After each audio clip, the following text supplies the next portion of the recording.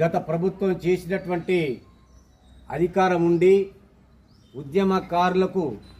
అన్యాయం జరిగింది. వాటిని ఏ విధంగా వారికి న్యాయం చేయాలనే ఉద్దేశంతో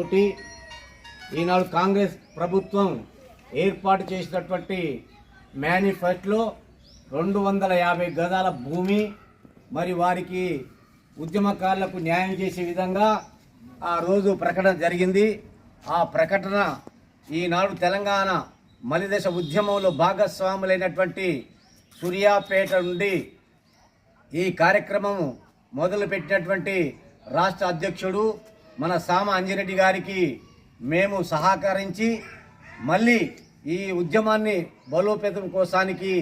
మా వంతు కూడా సహకారం చేసి వచ్చేంత వరకు 250 గజాలు